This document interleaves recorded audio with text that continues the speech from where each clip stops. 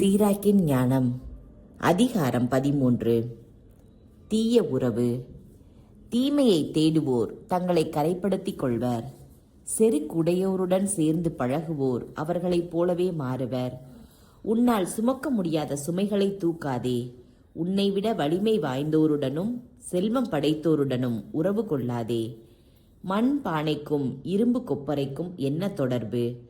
கொப்பரையுடன் பானை மோதி சுக்கு நூறாகும்.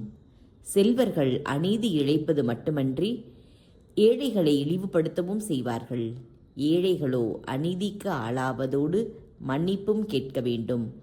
உன்னால் தங்களுக்கு பயன் விளையுமாயின் செல்வர் உன்னை சுரண்டுவர்.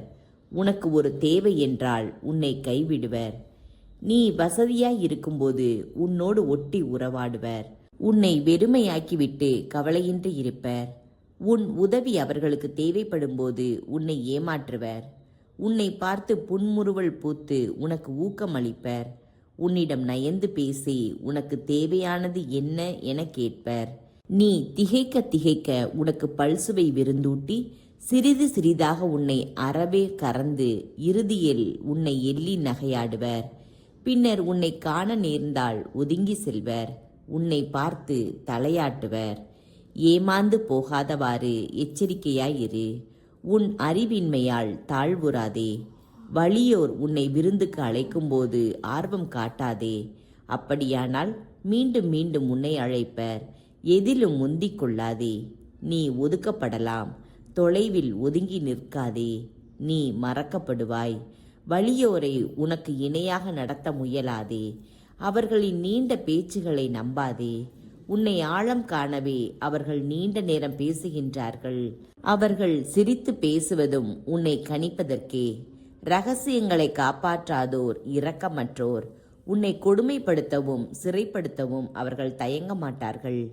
அவற்றை காப்பாற்றுவதில் மிகவும் கவனமாயிரு. ஏனெனில் உனது வீழ்ச்சியை மடியில் கட்டிக்கொண்டு நடக்கிறாய். நீ உறங்கும்போது இவற்றை கேட்க நேர்ந்தால் விழித்தெழு. உன் வாழ்நாள் முழுவதும் ஆண்டவர் மீது அன்பு செலுத்து. உன் மீட்புக்காக அவரை மன்றாடு. ஒவ்வொரு உயிரும் தன் இனத்தின் மீது அன்பு பாராட்டுகிறது. ஒவ்வொரு மனிதரும் தமக்கு அடுத்திருப்பவர் மீது அன்பு செலுத்துகிறார். உயிரினங்கள் எல்லாம் தங்கள் இனங்களோடு சேர்ந்து வாழ்கின்றன. மனிதரும் தம்மை போன்ற மனிதருடன் இணைந்தே வாழ்கின்றனர். ஓநாய்க்குட்டிக்கும் ஆட்டுக்குட்டிக்கும் உறவு ஏது? பாவிகளுக்கும் இறை பற்றுள்ளோருக்கும் தொடர்பு ஏது? கழுதை புலிக்கும் நாய்க்கும் இடையே அமைதி ஏது? செல்வர்களுக்கும் ஏழைகளுக்கும் இடையே சமாதானம் ஏது? காட்டு கழுதைகள் பாலை நிலத்தில் சிங்கங்களுக்கு இரையாகும். ஏழைகளை செல்வர்கள் விழுங்குவர். இருமாப்பு கொண்டோர் தாழ்ச்சியை அருவருப்பர். செல்வர் ஏழைகளை அருவருப்பர். செல்வர் தடுமாறினால் நண்பர்கள் தாங்குவார்கள். எளியோர் விழும்போது நண்பர்களும் சேர்ந்து தள்ளிவிடுவார்கள்.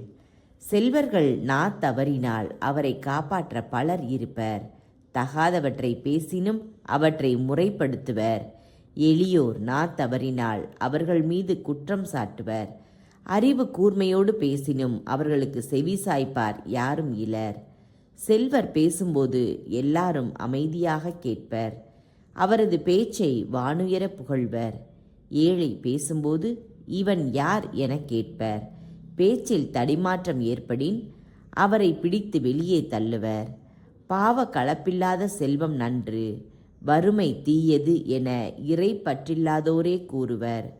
மனிதரின் உள்ளம் நன்மைக்கோ தீமைக்கோ முகத் தோற்றமாய் மாறிவிடுகிறது. இனிய உள்ளத்தின் அடையாளம் மலர்ந்த முகம். உவமைகளை கண்டுபிடிக்க கடும் உழைப்போடு கூடிய சிந்தனை வேண்டும்.